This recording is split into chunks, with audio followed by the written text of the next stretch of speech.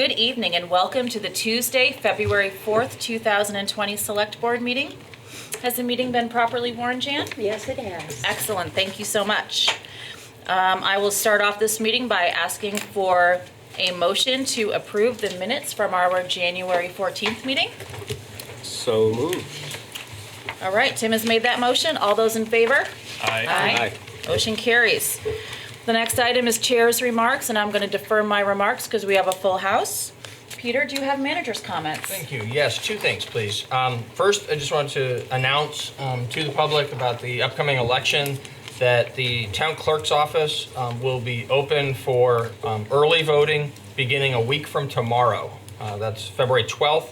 Open during regular business hours. We'll have an update with more specific information about the early voting as well as the actual election at our next select board meeting. But for now, we just wanted everyone to know that early voting opportunity starts a week from tomorrow on February 12th.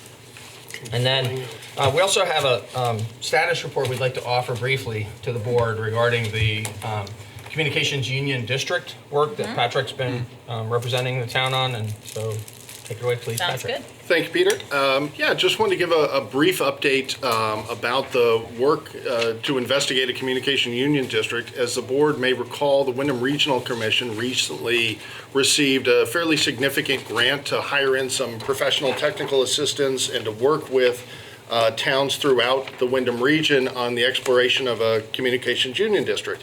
That work is going to take approximately 6 months. It just got underway about 2 weeks ago. The work is going to be broken down into two basic phases. The first phase being a feasibility study.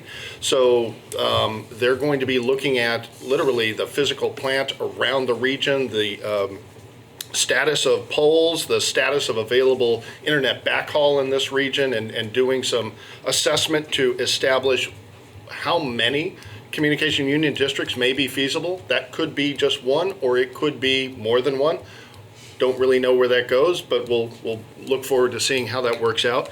And if it proves feasible, the second phase will be to develop a business plan, establish pro forma, and to put together, articles of association and help to establish and form that communication union district.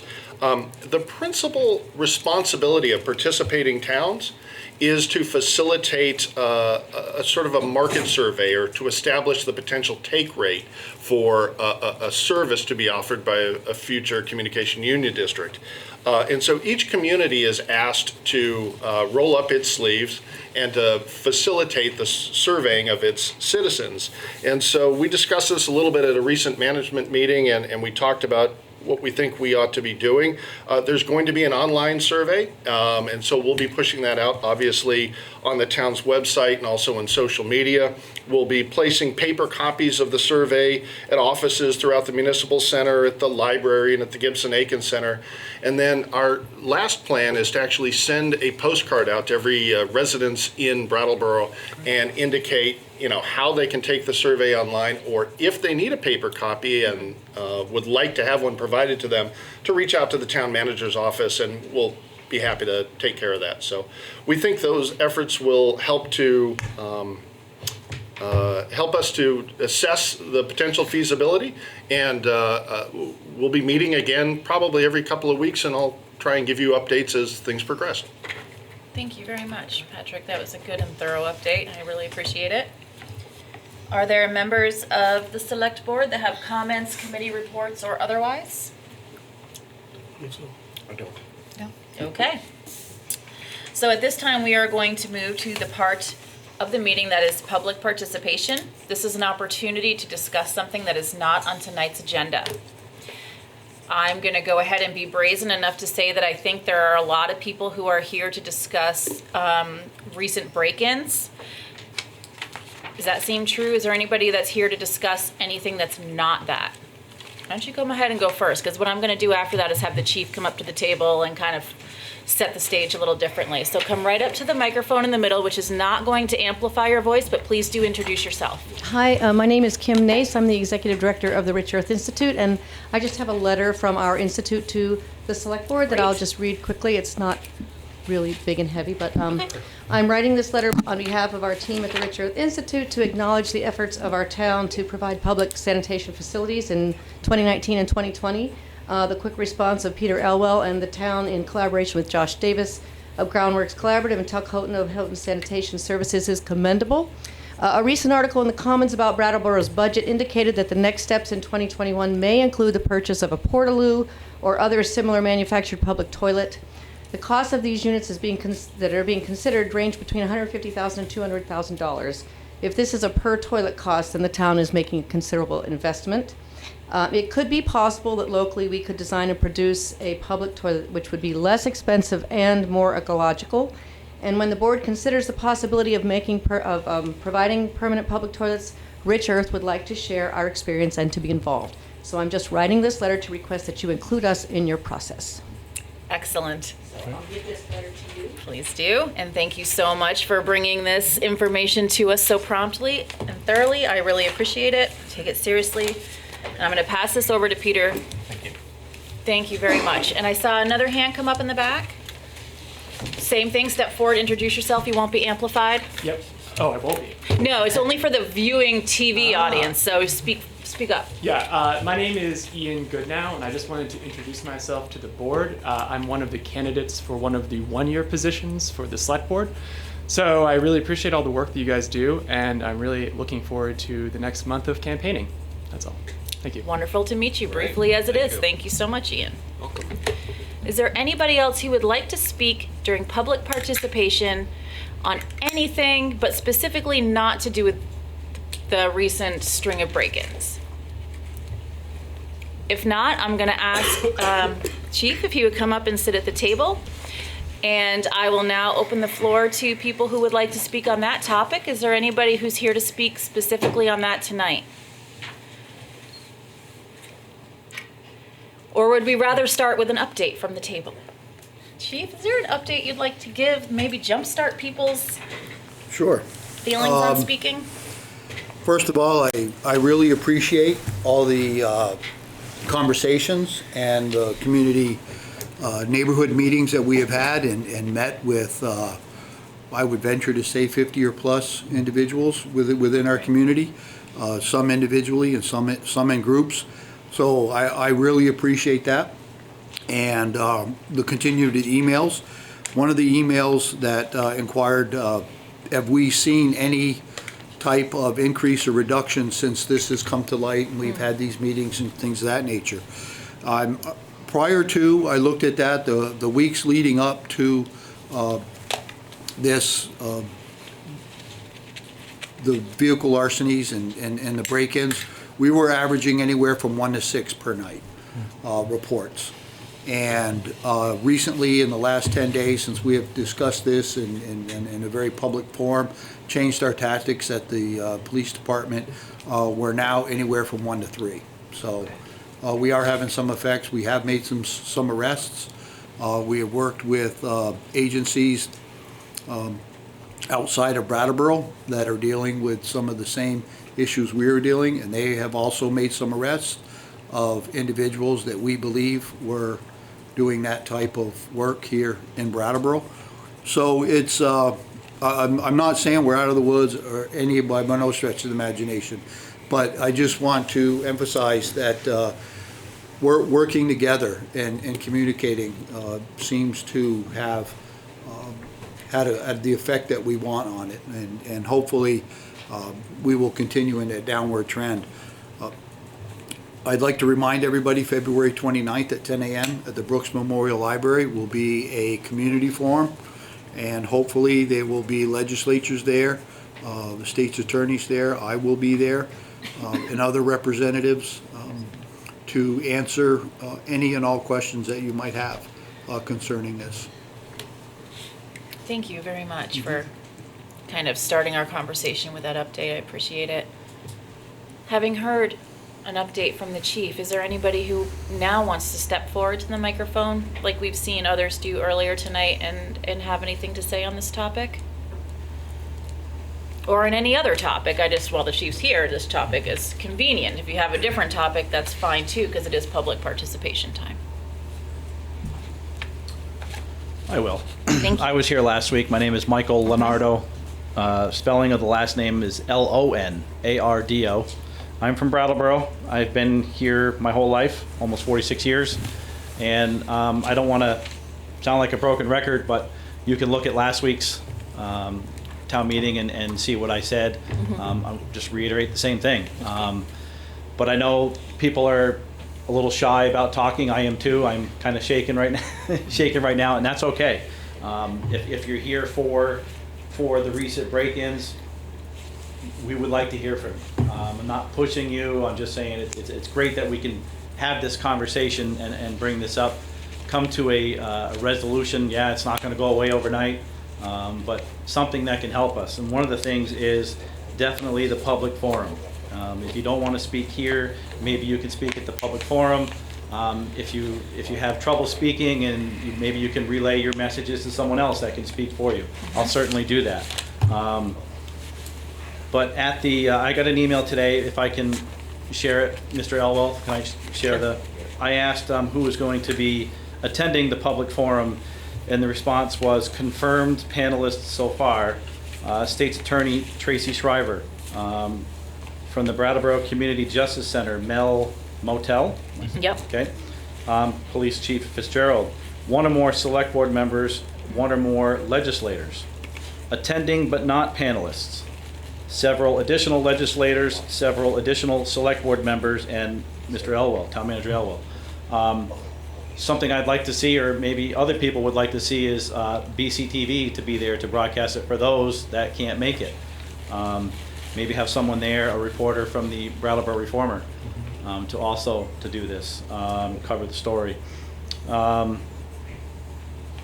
It's a good list so far, and in such a short time to get all these people at the table. I know it's not going to be easy, so better now in 30 days than in 3 to 6 months. Yes, things have seemed to quiet down a little bit on your report there, Chief, on the amount of incidents per night. That's awesome.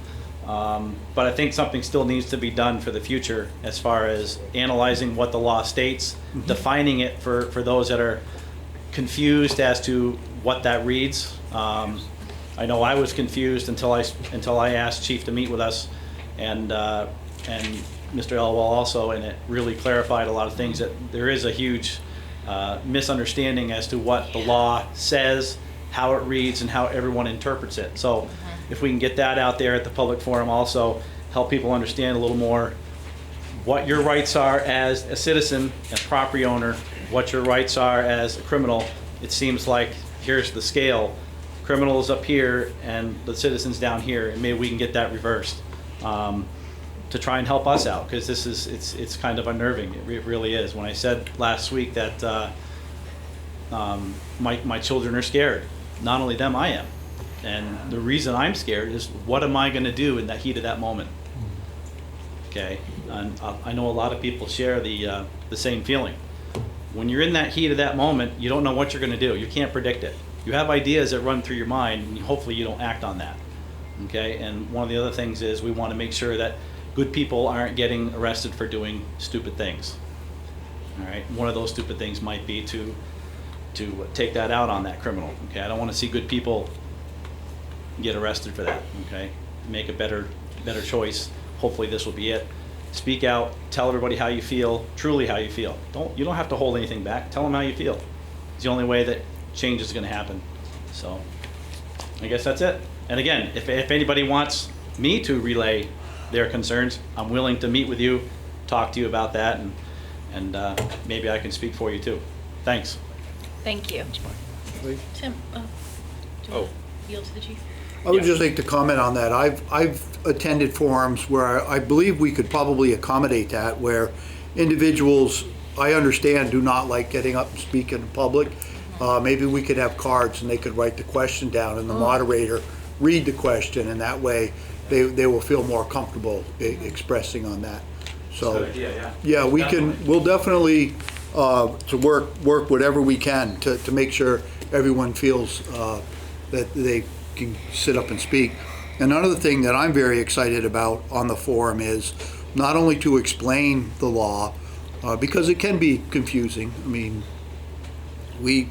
we constantly look at it and read it, and we have the luxury of having advisors, if you will, by picking up the phone and calling them and saying, okay, exactly, where, what, when, and how. But also, I think more importantly for the community as a whole, to find out in the judicial system who's in what lane and what their capabilities and limitations are, because they are very distinct capabilities and limitations, and you don't cross over. What are the courts responsible for? What is the defense and the prosecutors responsible for? What is the responsibilities of law enforcement? I mean, we all work together, but we all have very distinct and separate responsibilities, if you will, on what our capabilities and limitations are. And I think far too often that gets muddy or blurred, and people really don't realize, what we can do and what we can't do. A lot of assumptions out there, but, sometimes truth isn't the same as you want it to be. Very true. Thank you for that. Tim, I saw you wanting to speak. Yeah, do you mind if I just? Well, yeah, go right ahead. Oh, you can go. Actually, why don't you go? We're gonna find it out. We talked about that in our meeting together about being in your lane, and I think that's a great point, and that's why it's important to have all of those different people at the head of the table that can answer those questions that the public is going to have, and they can respond to that hopefully quickly, right away. Are we going to have all the answers? No. Realistically, in a perfect world, it's not a perfect world. It's not going to happen. But hopefully we can get most of those questions answered and then get on the path to make corrections, make amendments, change the law, change the way it's written, write a new law, whatever we have to do to help try and protect ourselves and our rights as a citizen, property owner, taxpayer. Private property, that's huge. Private property. People have a lot of feelings of the way the law states private property, especially pertaining to vehicles. The vehicle is on your private property, but it doesn't seem to be protected 100%. So there's some other ideas there. But yeah, thank you. Thanks, Michael. Is there anybody else here who would like to speak? Oh, Tim, go ahead. My Sorry. comment fits right in Go, with what do you it. just said. Do your I was thing. just going to let people know, if you haven't heard, that Representative Nader Hashim has either is in the process of or has introduced a new piece of legislation to cover that strange hole in Vermont law where I think other states have it surrounding us to some extent. You can tell me if I'm wrong, that it is trespassing to go into a car. Evidently here, if you go into someone's car and you don't break any laws or steal anything, And it's not you with could an just have offense. your lunch or whatever, and it's not an offense. But this law would change that and make that technically trespassing or some sort of version of that. So just a hat tip to him, because he is also a former Vermont State Trooper, former or current on leave, I'm not sure. Former. Okay, thank you. And just to reiterate, to give the police a call, please. I'm all for First Amendment rights on social media, and it can be really helpful for people to hear things. But it's not the way to report it. The police really need to get a phone call. And I myself was the person who had some change stolen from my driveway. This was months ago from my car.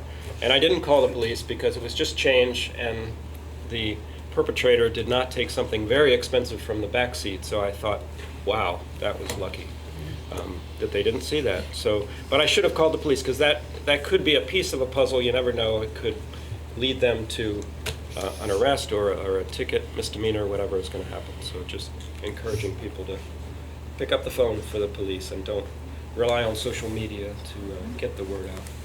Yes, social media has never been an actual form of reporting things. And I think it's easy for us to forget that. Yep. So thank you. Are there other members of the public who are here to speak on this while we have the chief at the table? I have a question. Come right up to the microphone, please.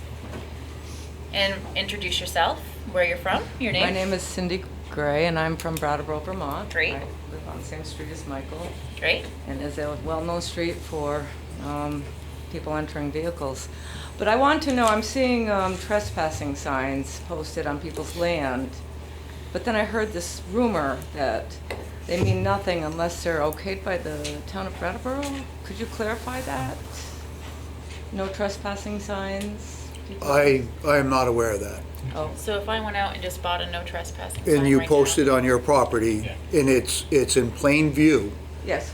then it serves as a warning for individuals going on. It does not have to be registered with the town. Oh, okay. Does not have to be signed, dated. As the statute is written, if a no trespassing sign is placed in plain view, then it serves as a warning. Okay. See, thank you for Thank you. bringing up that question, because I bet it was on a lot of people's minds, and thank you Mm-hmm. for clarifying that. Is there anybody else who hasn't spoken yet that would like to come up while we have the chief? Thank you. You're welcome. Very much. David, yes? Yeah, I encourage, people who came here because of this issue, please say something. Tell us what you're thinking, what's going on. Talking with Mike told me a lot more about the issues here and the importance of it than what I think is going on. We don't know, and we're really not in a position to do much about it, except to give you a place where we can hear your voices and give you a chance to warm up for the legislators on the 29th.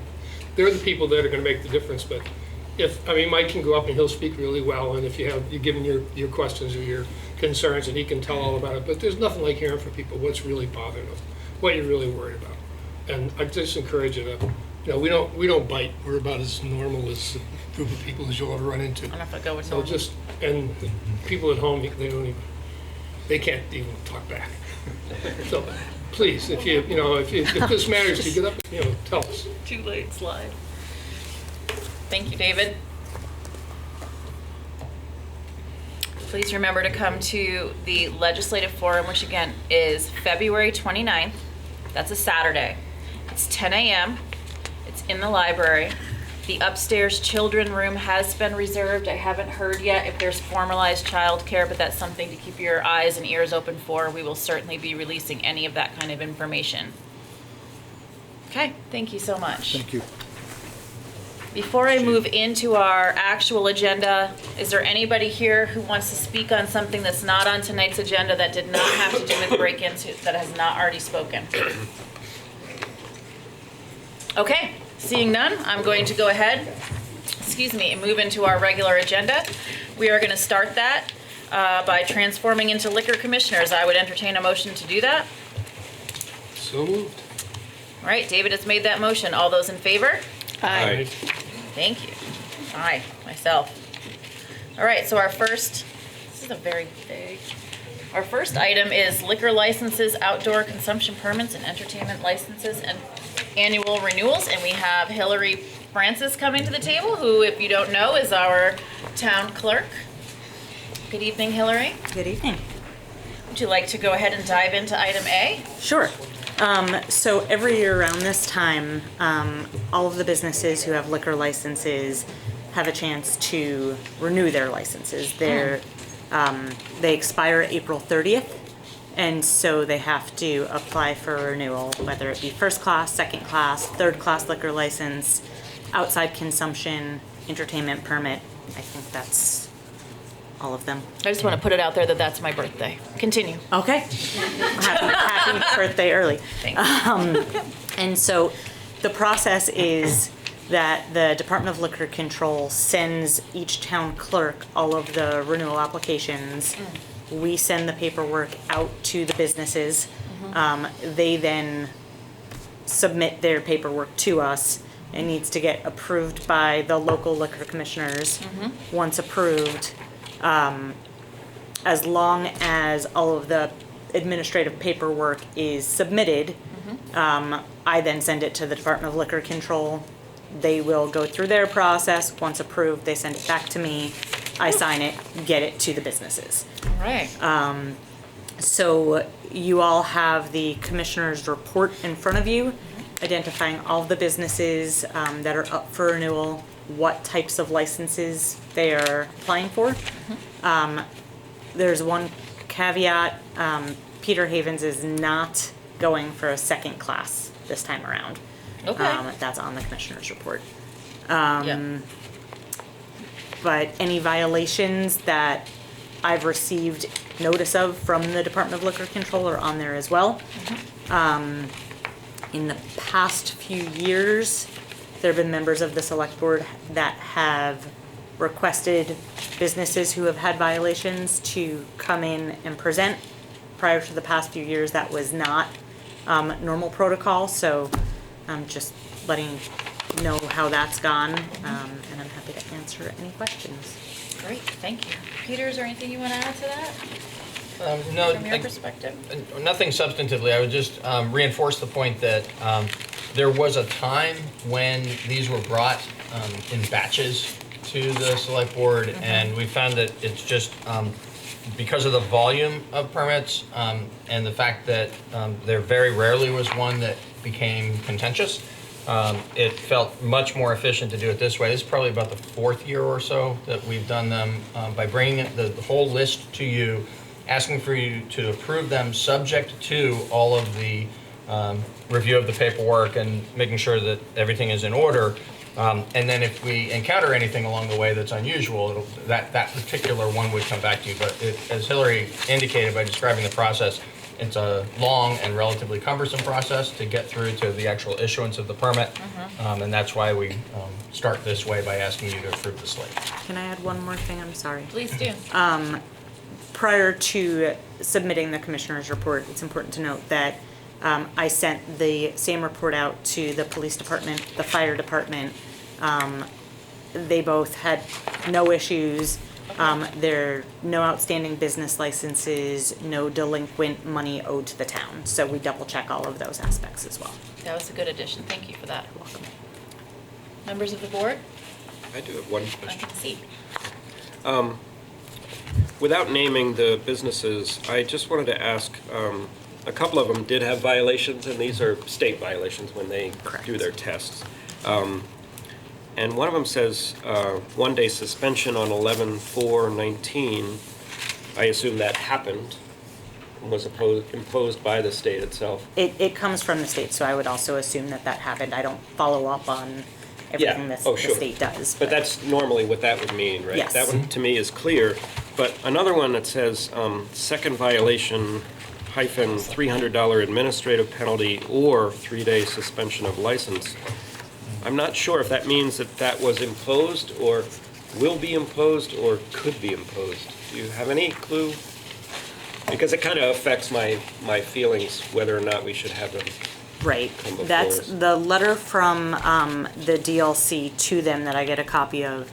It says on June 4th, 2019 at 4:17 PM, an alcohol beverage sale was made to an underage person at your licensed premise. Our records indicate that this is the second violation detected during an alcohol compliance test. Second offense is $300 administrative penalty or 3-day suspension of license. That's, I mean, it says more to it, but that's Right. the bulk of it. And so I don't know, I think that they might give them the choice, but I'm not positive as to how that works. I don't know if. Okay. Okay. I was saying, 1 second to Ivan. Yeah, I'm done. Yeah. Is there anybody else on the board? First, Ivan, hold on one Yeah. sec. David? I think it's valuable to have the people who have had a problem over the year come in and explain to us what they're doing. We're the commissioners, we're the only people that they really have to explain to. And especially the one you just cited, Tim. We definitely like to hear from them, but I don't think that we should just, because one's in education and maybe that's less important. It's not, probably, it wouldn't be less important if that person that made a mistake and sold to a minor, it'd be the same thing. So I would like to have them come in and explain what steps they took to make sure it doesn't happen again.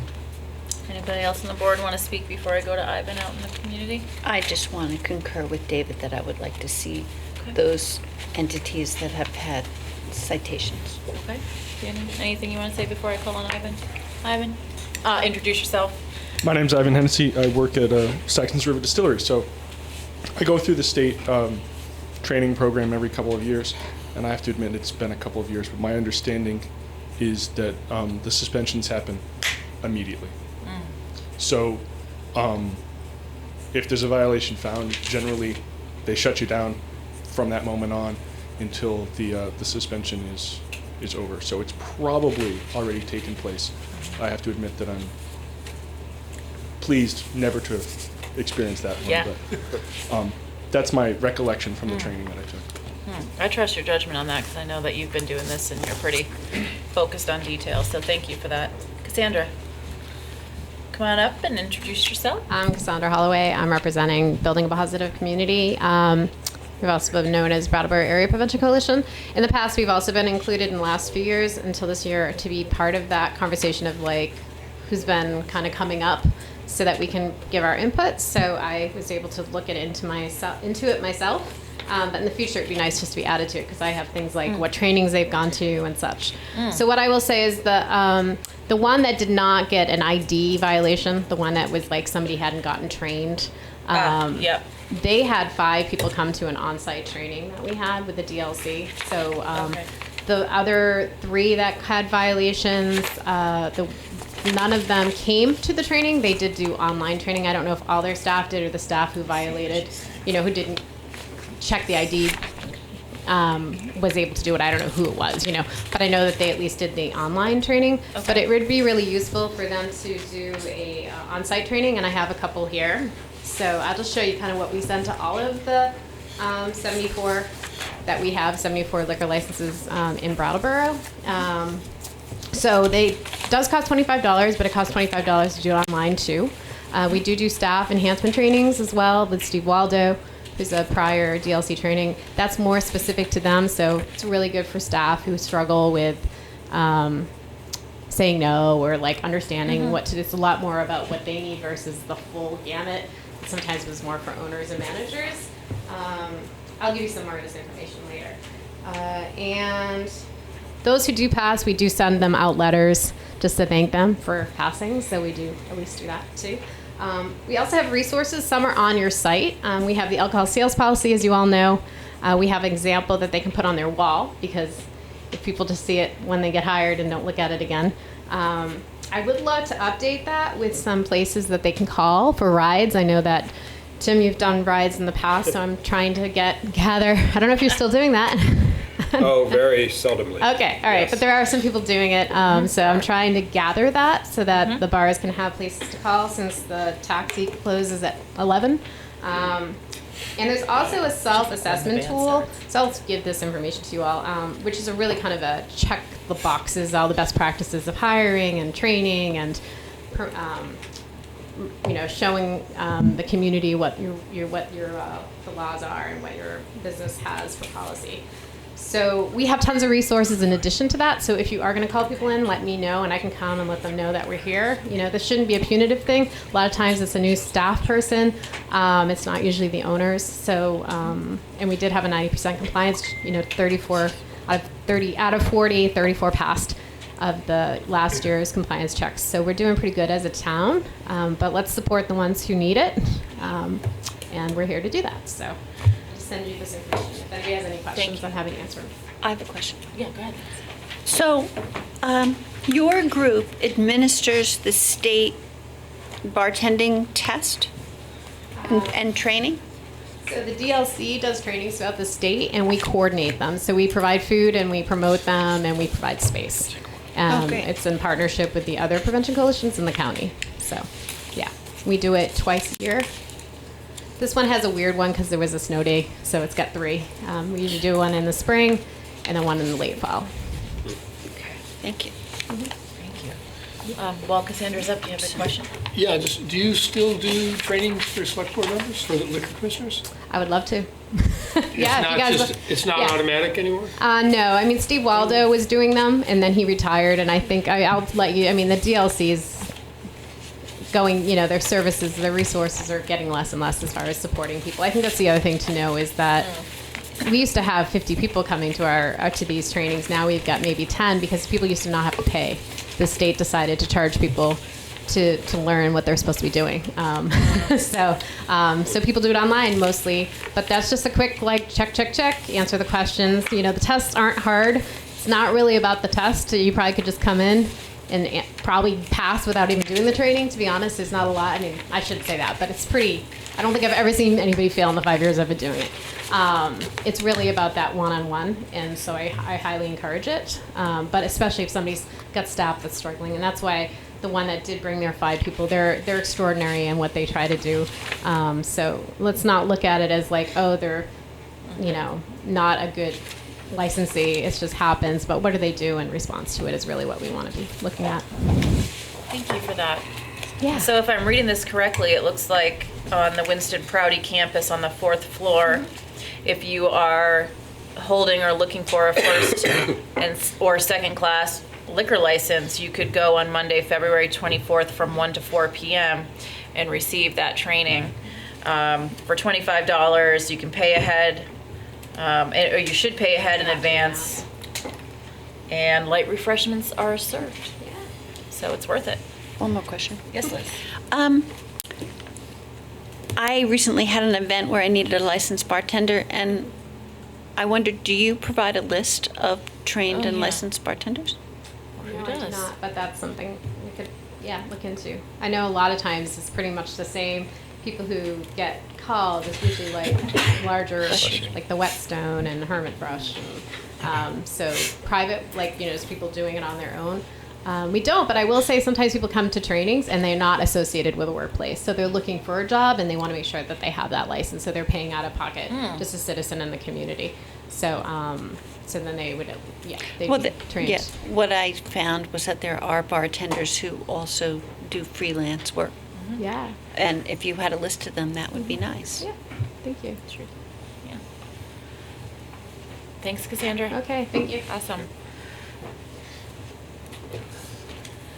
Okay, board members, so, the options that we have as far as the formal motion is to make the motion that you already see in your packet, or Peter has already created a modified motion that assumes based on what has been heard at this table, that we want to ask people to come into the meeting, specifically the 3 that were noted as violations. I personally don't feel that education violations are too bad, but I don't want to fight over it if everyone wants to see everybody. Maybe everyone doesn't, I don't know. I mean, I kind of felt like the education violation may have just been explained a little bit. I didn't have the additional information that Cassandra just gave us about the way they, I did talk to the prior manager. Sorry, I did talk to the prior manager. They hired somebody who had worked at another place, so they assumed they had just started. They assumed that they had continued having the license because they were selling alcohol at the previous place. And when they came in, it was just that one person. They looked at everybody who sells alcohol. It was just that one person who had just started. So, I'm sure it just lapsed, and the workplace didn't tell them because they had left that workplace. So, and they got quickly hired, along with 4 other people came. Oh, not more. Okay. Thank you very much. That was actually very helpful I information. think that's a reasonable exception. Yeah. Just the 2 with the So I think, sale to you don't mind doing a 3rd modification, No problem. or 2nd modification. Sure. So by deletion. if somebody wants to make the motion, which is going to have the 2 who are not education violations, a request for them to come in, let us know that you'd like to make that motion, and Peter will hand you the motion. Or I can Or you can read it. and then somebody can say so moved. Oh, That's easier for you. now that's always my favorite thing. I don't want to push that on anybody. So your motion will be to approve the renewal of all existing liquor licenses, outdoor consumption permits, and entertainment licenses effective May 1st, 2020, subject to each existing license or permit holder submitting the required paperwork. Exceptions to this blanket approval are McNeil's Brewery and One Stop on Canal Street, each of which will be invited to attend the February 18th Select Board meeting.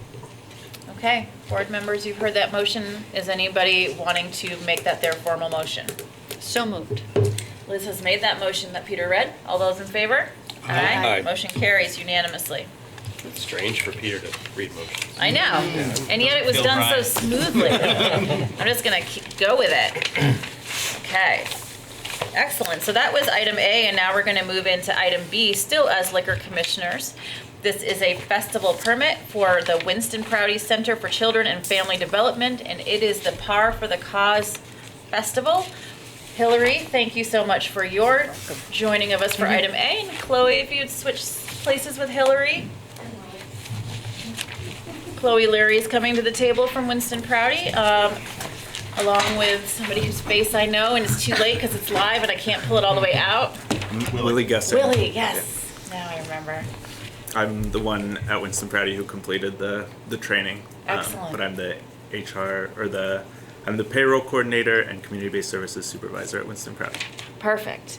Well, thank you very much for joining us tonight, and whoever wants to launch into kind of talking a little bit about this festival and all of the good things. It's a chance to address the television audience of thousands. I'm trying not to say that. We'll do that. Sure.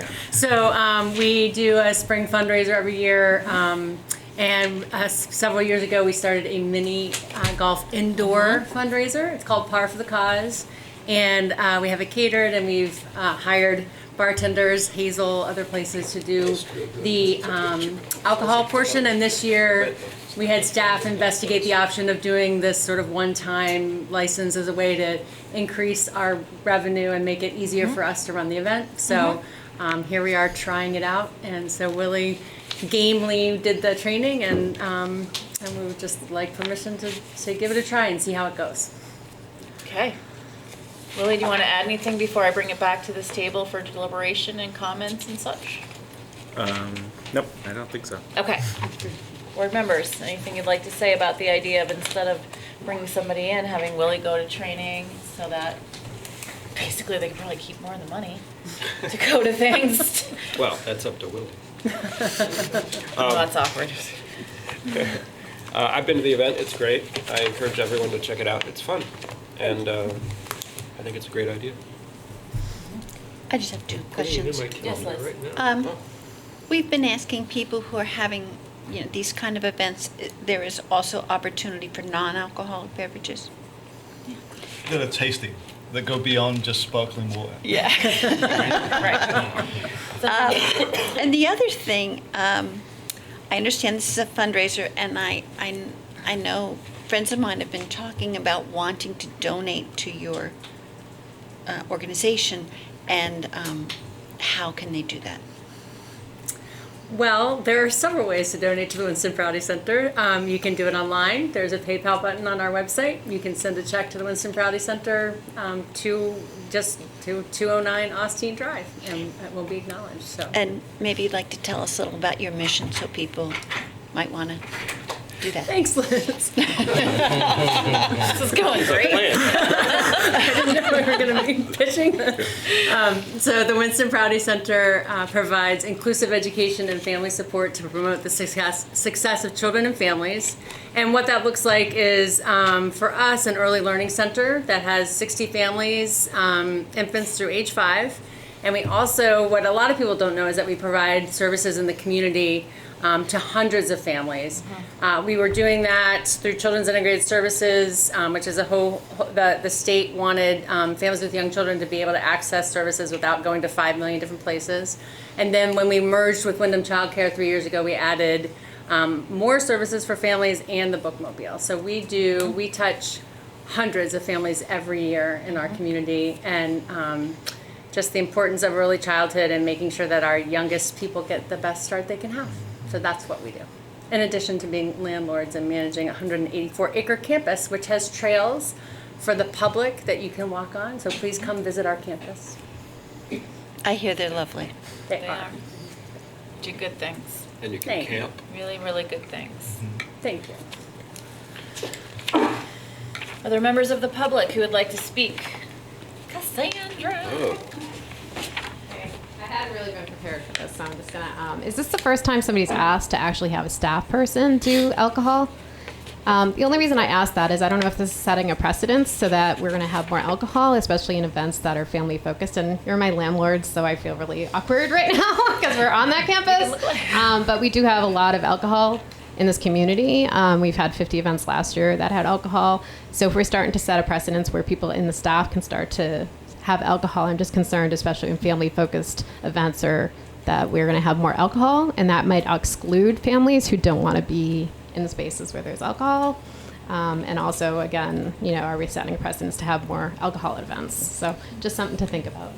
Thank you. I think they've always had alcohol. It's just instead of bringing somebody in this time, they're trying to keep the cost in-house, but I can field that over this way.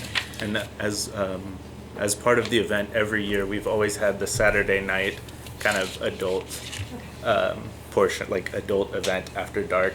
And then every year we've also had Sunday, we've opened it up for families, and there's just snacks and it's just, you know, during the day for a couple hours. So we try to balance it. I certainly do not want to take money away from you all. I just want to just be thoughtful about when we're making permits like this, that we're being really thoughtful about where and who. So, thanks. Thank you. Yeah, I think if it was someone coming new to us who didn't have an established event, that might get on our radar a little more than these folks that have had a previous alcohol thing every year. So that's just me speaking, not a board statement. Other comments or questions from board members? Other comments or questions from community members? Okay, then I would entertain a motion. Great. Whichever. I'll make a motion. Okay. To approve a festival permit for the Winston Prouty Center for Child Development's Par for the Cause event to be held on March 28th, 2020, from 5 p.m. until 8 p.m. at 209 Austin Drive. Excellent. Tim has made that motion. All those in favor? Aye. Aye. Motion carries unanimously, and I think I would just take this opportunity to say, we are only approving this part as liquor commissioners.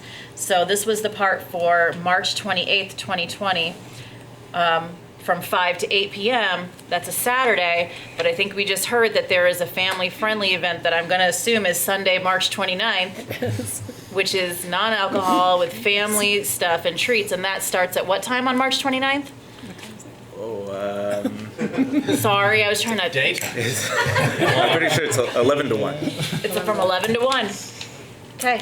Well, when you go to the website to donate, you can check. And you should. Donate and check. Thank you. Thank you so Right. much for joining us Thank you so tonight. much. Thanks. Excellent. Thanks to you both. Okay, I would entertain a motion to adjourn as liquor commissioners. So moved. Excellent. Liz has made that motion. All those in favor? Aye. Aye. We move into new business, and our first item is sustainability matters, starting with the introduction of Sustainability Coordinator Stephen Dotson. Yes. So very happy to say that this is the, we're nearing the conclusion of Stephen's second day. Is this overtime? Will it ever end? We're delighted to have him join the team yesterday. Been a lot of build up to this, first in the discussions about creating the position and then in our search. We've come to a very successful outcome. We have bright days ahead that we're looking forward to now getting to work on a variety of different things related to sustainability in the community now that we have this additional capacity. So I want to begin by introducing Stephen to the community, and then we'll move into Patrick providing an update on something we have been working on that will become one of the first priorities for Stephen's work. So first, Stephen, please, if you could stand and just be recognized. Yeah. If you want to say anything, stand over there by the microphone. You'll hear from me plenty in the future. All right, no pressure. Thank Welcome. you. Welcome. Patrick, would you like to run with it? Do you want to come to the fancy table? Not that this table isn't fancy, but All the way across the room? it's kind of like new location, which is always good. Why are we And it looks like we're being joined by Oscar Heller, who is the chair of the Energy Committee. Yes. So, good evening, everybody. Good evening. Good evening. Oh, yeah. Lester. And also Lester Humphrey. We are having a full table over here tonight. Thank you all for joining. Patrick? So the board will recall that we last had this conversation in late September of last year. And in fact, that conversation was a continuation of a previous conversation at a representative town meeting wherein the public weighed in and advised that we should begin the process of acquiring renewable electricity instead of just traditional electricity. And the recommendation was formally that we should consider signing up for Cow Power. Okay. So at the meeting in September, and a copy of the memo that I provided in September is included in this backup for this meeting. At the meeting in September, I walked the board through an analysis of fiscal 19's energy consumption and established what percentage of that energy was coming from renewable sources and made a recommendation that if we were to provide a contribution towards renewable energy, that perhaps we ought to consider a local project rather than Cow Power, which supports some large farming operations in northern Vermont. I would like to withdraw that recommendation. Okay. And I'll explain why in just a moment. But in the end, what I'm recommending this evening is that we continue the conversation at the staff level with the support of the Brattleboro Energy Committee and with our new staff person, Stephen Dotson, and that we take a look a little bit more thoughtfully and a little bit more completely as to what we would like to recommend to you. Whether that takes the form of going back to a recommendation for Cow Power, whether it takes the form of renewable energy credits, whether it takes the form of a carbon sequestration project or carbon offsets, don't really know. But I think the conversation is perhaps a little bit more complicated than I at least originally understood it to be. And I'd like to explain what happened after that meeting in September. So not long after that, Lester and Oscar reached out to me, and we started having some meetings. And while supportive of what I was attempting to recommend to the board, they helped to illuminate for me that the issue was a lot more complicated than I had given it credit for. And I'll give some specifics. I equated in my analysis of our energy consumption net metering credits with renewable energy. And in fact, I've come to learn with their help that these things are actually fundamentally separate. That net metering credits are a financial instrument that provide cost savings to off-takers, whereas the renewableness of the energy produced by a solar array is a tradable commodity and one that Brattleboro doesn't own. So the analysis in my memo back in September 19th, unfortunately, was flawed. In addition to that, they were very kind in the way they counseled me to let me know that if we were to go ahead and make a contribution to a local renewable energy project in Brattleboro, there wouldn't be, in the end, a improvement in the natural world or in the environment. Instead, what we would have is a situation where the town was enriching an already functional renewable energy project. And so I don't think that was really anyone's goal. And so I have come to understand that this, like I said, is a little bit more complicated. These gentlemen are much more knowledgeable about it than I. And I know Stephen's got a background in this area. I think there's some interesting and exciting work that we can do in this area, but I think following along the path that I had recommended previously would be a mistake. And so I'm here to ask that we take a new course of action, and that is to continue the discussion with the Energy Committee and with staff and come back at a later date with a more complete recommendation. And if there's anything you gentlemen would like to offer, I just want to thank you publicly. I appreciate the guidance and the education. I think other than to say that we're happy to keep working on it and would answer any questions you have now as best we can. And also, I guess that as we talked about it, we ended up coming back around to the fact that the original idea of Cow Power might actually end up being one of the options that we might recommend. So it's not like it was ever that far off course, I think. I'm good. Oh, go ahead, Lester. Yeah, I wanted to thank you for meeting with us. I think the discussions were really good. You know, the goals are all the same. Cow Power, there's some new information that we're still working on with Cow Power. There's possibility of smaller farms being able to utilize that program, which could mean something more local. And we look forward to finding out more and presenting a more complete proposal. Thank you.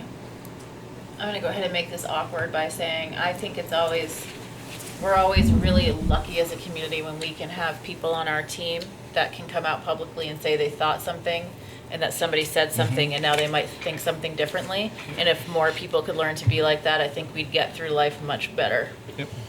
Having said that, is there anybody on this board who would like to speak?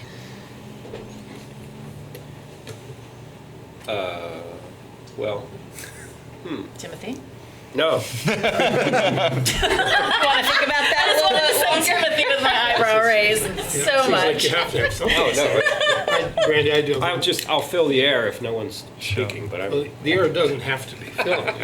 That's because this one wants to go only on the thing, end. The only thing I want to point out is that, or the only concern I have is it mentions here about allowing the sustainability coordinator with support from the staff to continue dialogue with the committee, which is perfectly fine, and we need to be working on all these things at once. I just want to point out that we really, well, I should say staff, but certainly with a lot of input from all of us, developed a really careful plan and parameters and job description for the sustainability coordinator. And I think the first part of that is to get a handle on what's happening in the community and where the emphasis of his efforts need to go. And I would not want that to be distracted.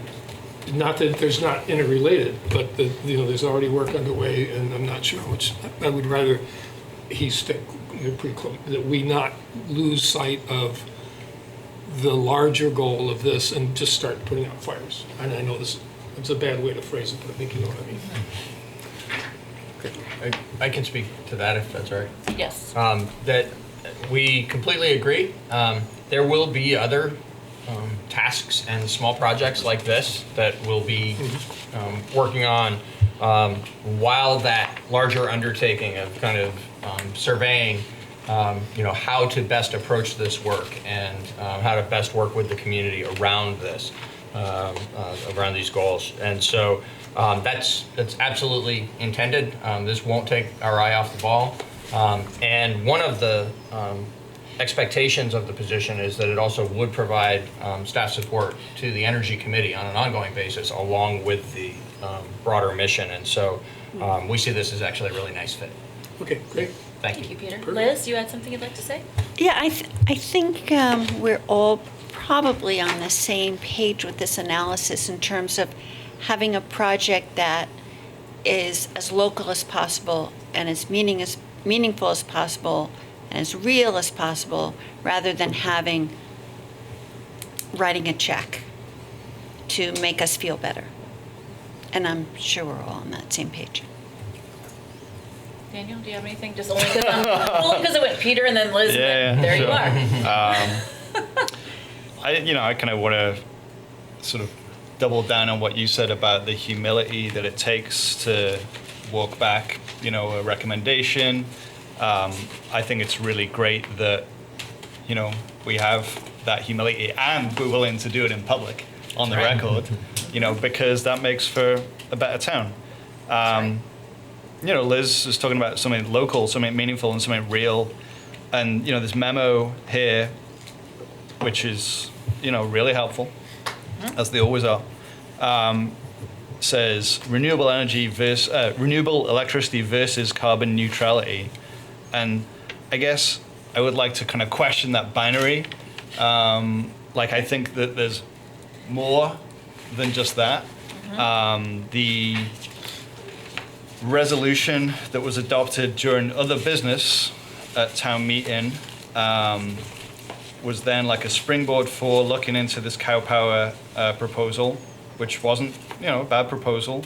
And then we figured that maybe there was a better use for that investment that benefited the people of Brattleboro. And so I want to kind of stay away from just the binary of we have to invest this $16,000 in a renewable energy project, or we have to invest $16,000 in getting towards some sort of carbon neutrality in some, way or another. And make it local, make it meaningful, and make it real. I think that the way in which the Town Arts Fund has functioned as a way for local artists to, to create projects that benefit the people of Brattleboro, or that, add some kind of value to our life here, is maybe a model for some kind of local, meaningful, real fund that helps people in Brattleboro engage with energy efficiency, sustainability, renewable energy. I also think, and this is where my humility comes in, right? I get excited about an idea like that because it's about equity and it's about justice. But there's also what about the taxpayers, right? Why should the taxpayers' money fund your, buying an electric bicycle? But I would love to at least keep thinking about that. So, just kind of moving away from that binary. This conversation is all the good stuff. Yes. This is all the good stuff. This has made me really happy tonight. One more little question. Yes, David. And I don't know if, I don't want to be here till 10. No, we're not going to do that. But No worries. I mean, we could. You're welcome to, David. I wonder if we might want to broaden the mandate a little bit to not necessarily just focus on renewable energy, but what would be the most impactful way to use that money to reduce carbon. And I just read in the, I don't know what it was, I think probably Bloomberg or one of those online sources, that Japan just announced that they're going to build 26 coal-fired power plants, which will produce as much carbon, the equal amount of carbon as all of our cars do in the entire United States. And they don't have any choice. Their nuclear plants are underwater and hazardous, and they need electricity, so they're going to do that. And the problem, it's very difficult to reduce the amount of carbon being put into the atmosphere, so maybe the effort should go into ways of getting it out. Maybe we should, for instance, buy offer $16,000 worth of trees for people to plant, or other plants that are particularly valuable at capturing carbon. Just, I don't know how widely or broadly you want to go, or set these folks off to work. But, Are you taking notes, Stephen? He isn't. He'll be watching it tomorrow. You rely on BCTV. That's they right. do good coverage on iBrattleboro too. You can check that. And in our print media. What was that? So I apologize. No, print media. Too late. And print media. Of course. He's covering his mouth, not his ears. So that's good. Planting $16,000 worth of trees in Brattleboro is more meaningful to me than a certificate that says there's $16,000 worth of trees kind of cordoned off someplace in Latin America. And a star named after you. Yes. I think it's more trees. I think, Stephen, if you're taking notes, you can add me to the pile of people who are not big fans of carbon offsets for various reasons. So just whatever that's worth to you. Broad policy direction, I believe, is one of our. But I think this is a future discussion that we'll have a healthy, robust discussion. No doubt. In the We're future. asking this to go back with the best idea. We have a Cassandra. Well, I know. Cassandra, wait a minute. Got those mom eyes. I'm excited for my colleague Rolf, because Rolf is working with our schools right now on doing a family engaging activity with planting trees, but crop trees, things that actually people can also eat. So just letting you know, it's happening. So we'll keep you informed. I'll have him come next time. Yeah, thank you, Rolf. Ivan. So if I understand correctly, there was an initiative, a proposal for that, and then new information's come to light. It has to be reevaluated. What sort of delay in actually implementing something does this involve? Or maybe it doesn't. I mean, I don't know. I haven't kept up on this. Do you want to field that one, Patrick? Sure. I think what needs to happen now is, a regular conversation needs to come forward with the Energy Committee, with our new staff, and try and determine what it is that we think we ought to try and achieve. And then I can't tell you exactly how long that conversation is going to take. I can tell you I have found these matters to be more complicated than they appear at first glance. But, wouldn't it be wonderful if we got to a point where volunteer members of the Energy Committee, the town's sustainability coordinator, and management staff were able to come back together and say, this is what we think we ought to try and achieve. And exactly how long that's going to take, I don't know, but I think in some ways, that ought to be the goal. It's a very good question. Town meeting could chime in. Yeah. Yeah, they didn't give us a deadline. I was going to say, I don't know that there's a Didn't expect technical action delay today. because there wasn't a technical deadline, but now there's going to be more people involved. But it's the people that should be involved from the beginning anyways. Not to put you on the spot, but we've only had them for 2 days, so. Okay, is there further discussion on sustainability matters? We've already introduced Stephen, you're off the hook, and the topic of carbon offsets versus renewable sources of energy. There is no action required. Thank you very much for joining us tonight. Welcome again, Stephen. We're going to try to just keep it gentle. We have a lot of excitement, but Peter's going to keep us tempered with that excitement, aren't you, Peter?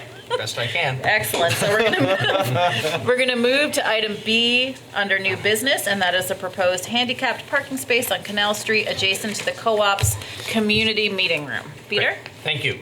Yeah, we're excited to bring this forward, kind of continuing the theme of the last item and the way that collaboration occurs in the community with members of the community, volunteer members of town committees, town staff, ultimately bringing things together for the select board to act upon. This is the third time that we've been before you with a recommendation to designate an on-street parking space for exclusive use of people with a handicap parking permit. And I want to say that over the years, we had looked on this creation of these spaces as being not possible or appropriate for on-street parking, but rather something we always focused on in parking lots off-street. The main reason why was because of the historic nature of our streets, the relatively narrow space we have available, and the fact that the parking spaces themselves, the striped spaces, are smaller than what is the ideal and specified dimensions for a handicapped parking space. In the course of looking at something the ADA committee had asked us to look at a year or a year and a half ago, Patrick learned from some experts around accessibility issues, I believe down in Massachusetts someplace, that it is proper for a community to designate a space that doesn't have all the ideal dimensions. You put the proper signage on it and you advise folks who might be using it that it isn't a fully van accessible space, but yet by taking the act of making what you have available in appropriate quantities for folks who have mobility issues and need to be in particular locations. So for instance, at the beginning of a stretch of spaces or at the end of a stretch of spaces where it's easier to maneuver in and out of the space, that it's entirely appropriate to do that. And that just opened up a whole possibility for us. So a year ago, we were asking the select board to approve the designation of our first on-street handicap parking space, which the select board did approve, and that's been implemented. It's on the east side of Main Street, not far from the River Garden. And then just in the last few months, the ADA committee again asked if there could be one on the west side of Main Street, almost directly across the street from that spot, in the first spot on the west side south of High Street. And the select board has approved that.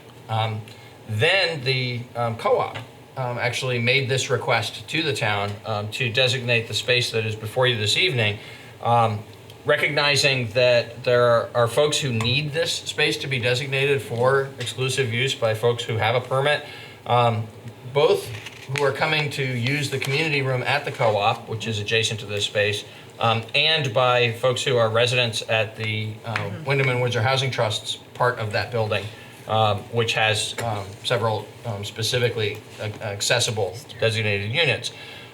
So it's a ideal location. This one came to us not from the committee, but actually from the community. We went to the ADA committee with the idea, they loved it.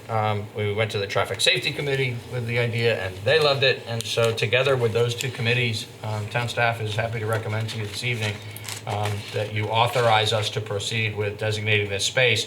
If you say yes to this in the next few minutes, we will incorporate this space and the space in front of Duo into a single ordinance and bring that back to you for formal approval. Is this a space right directly north of the crosswalk?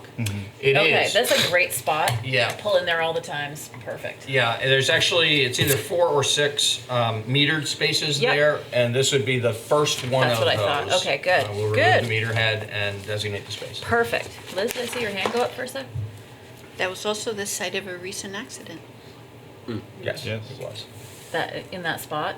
In the crosswalk. In the crosswalk. Oh, in the crosswalk. Yeah. That is true. Further discussion on the board? Everybody feel like they know exactly where that space is? Yes. Great idea. I've parked in it many times. I know, it's great. It's fun. I think it's a really good idea. Yeah, I'm gonna miss that space. Not anymore. Whatever. It's Can't fine. give it up. I really appreciate the work that the Traffic Safety Committee and the ADA Committee is doing. It's really important that volunteers in the community give up their time and do that. So, And there's been real progress in the past year now. right. We've gone from 0 to 3. They're doing really thoughtful work that's easy to get behind.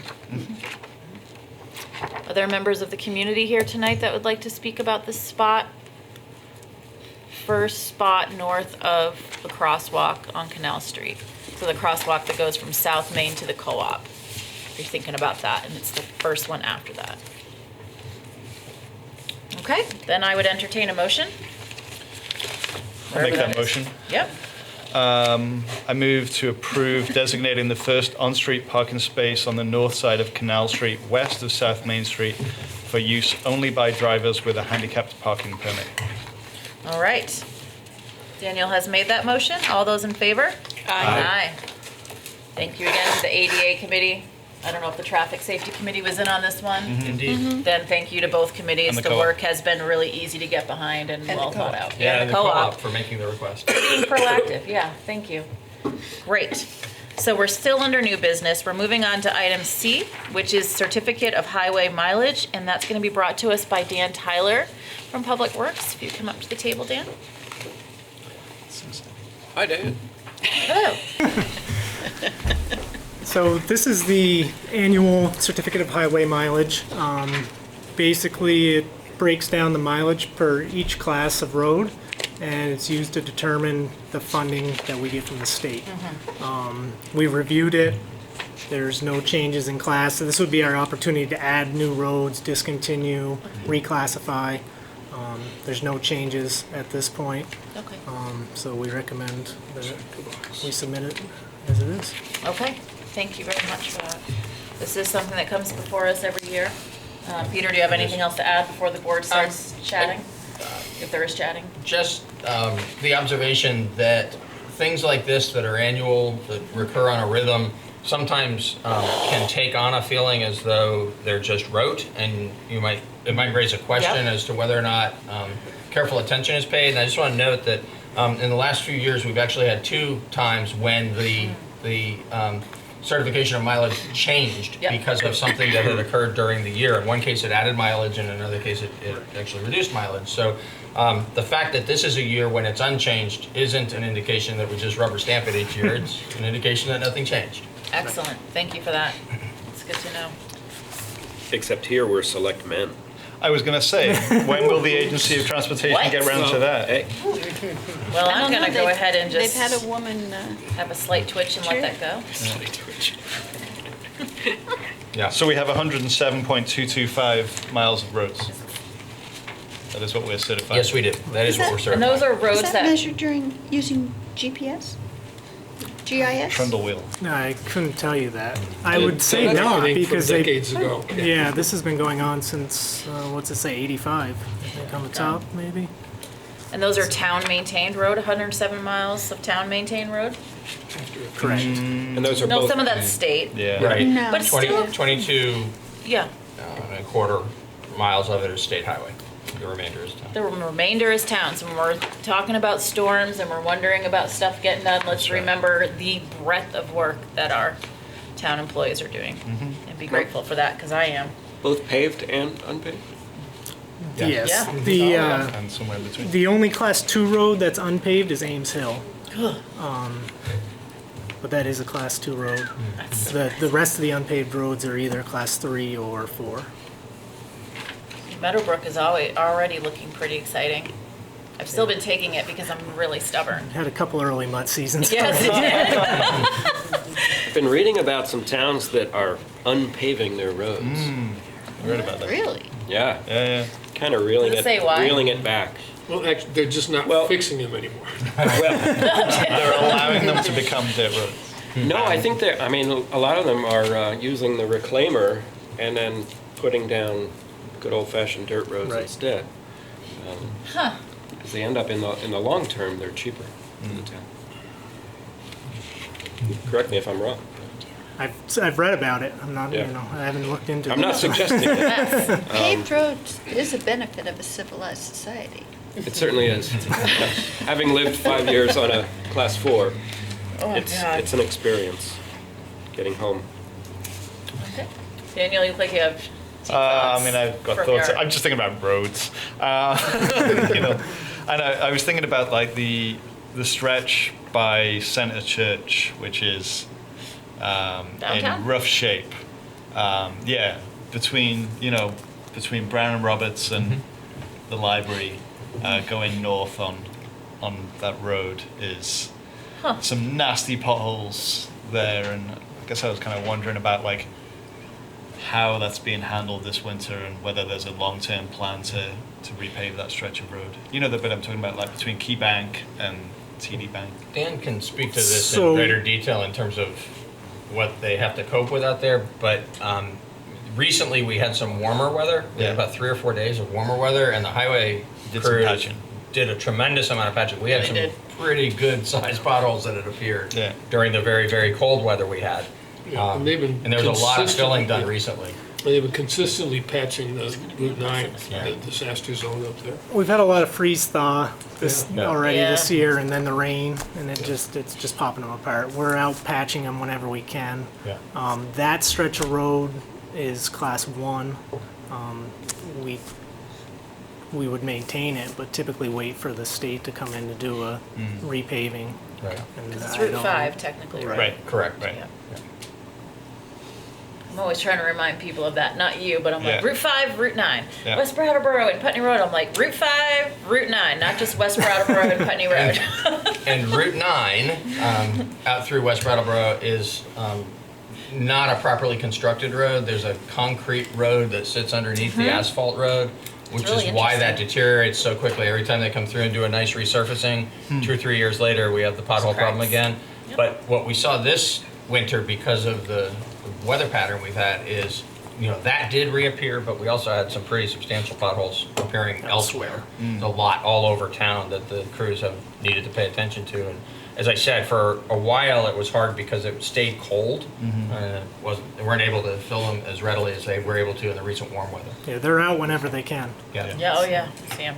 We could consider at some point, or talk to the Transportation Committee about putting the trolley back on Route 9 and Just use that dig concrete. that old road right up. Dirt roads and trolleys. That's really progress. All those in favor. And I reckon I'm kidding. All It's the- not all an actual the motion. carbon that wouldn't be in the atmosphere if we had dirt roads and All right, trolleys. we digress because it's fun to talk about roads and But now, potholes and well, New we're England weather. getting to the Conservation Yeah. Commission, so we're actually progressing. I would entertain a motion at this time. Anybody want to make a motion? I'll make a motion. Excellent, thanks Liz.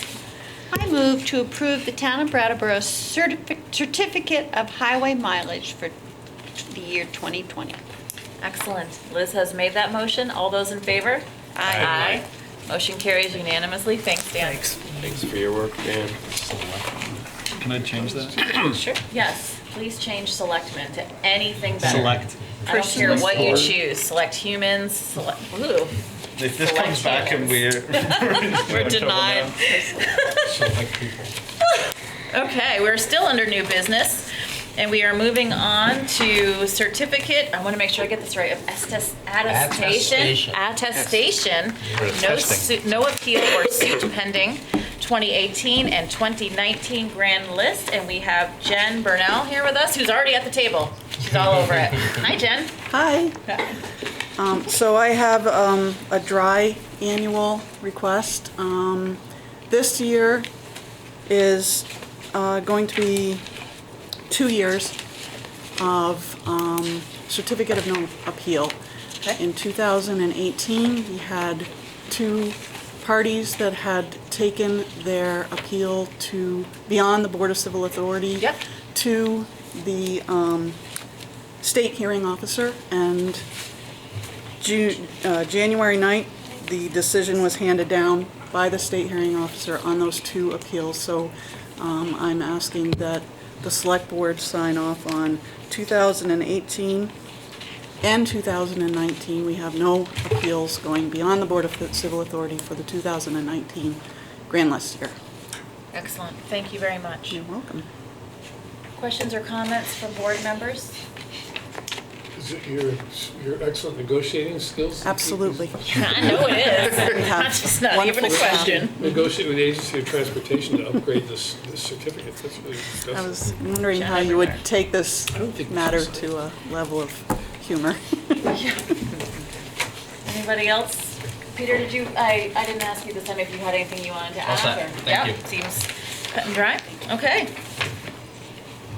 All right. It looks like I would entertain a motion. I move that we approve the certificate of attestation, no appeal or suit pending forms for the 2018 and 2019 grad lists. Excellent. Thank you very much. David has made that motion. All those in favor? Aye. Aye. Aye. Thank you, Jennifer. Thank you. Okay. We are still under new business, and we are on our last item, which is committee appointments. And it looks like we have 1 committee with 2 vacancies and 1 appointment. David, I'm seeing you raise your hand. Yeah, I would like to nominate my friend and neighbor Ashlyn Bristol to be on the Conservation Commission. Excellent. So David has gone ahead and nominated Ashlyn Bristol to be on the Conservation Commission. It's the only nomination, and there's 2 open seats. All those in favor? Aye. Aye. Thank you very much, Ashlyn, for stepping up for this, and you are approved for that seat. I have a comment about the application. Yes, Daniel. Voted for by the Board of Selectmen.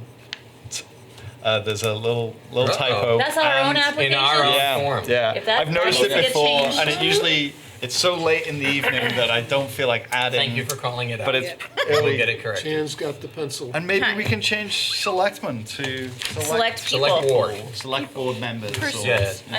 The Board of Whatever Select it Board. is. Since you The board of act as select a boards. board, Yes. it's actually simplest and clearest to just say I think select we board. just- Very good. Yeah. I like When you're- select humans When you're an better. individual writing a letter or something, you're a select board member, but which actions that you take are the select board. And Select Board I is never how heard many those. words, Chris? One. One word. In One this word. town, it is 1 word, and I'll hear nothing of it. There you go. From anybody else. Also, I prefer select humans, but I'm gonna get outvoted on that. Select person. Select humans. So, folks, there is no more squeeze. business this evening. What is Believe it or not, it's very strange, so I feel weird doing this, but I'm gonna go ahead at whatever time it is, 7:36, and entertain a motion to adjourn. So moved. Daniel has made a motion to adjourn. All those in favor? Aye. Aye. Aye. Meeting adjourned at 7:36. It should be noted that we will now be going back to bi-weekly meetings. Is that true? Since people have gotten really used to it, so it's looking to me like it's gonna be 18. February 18th at 6:15 PM. So do not come here next week. We will not be here for the first time since the fall. Wow. Thank you. Yay. Gonna go to the dentist instead. Here's the pizza. I just to check a billion. Did we vote? Yeah. We did, okay. David, you, I was signing, so I just. all right, you voted. Who won the Iowa Leslie. Iowa caucus?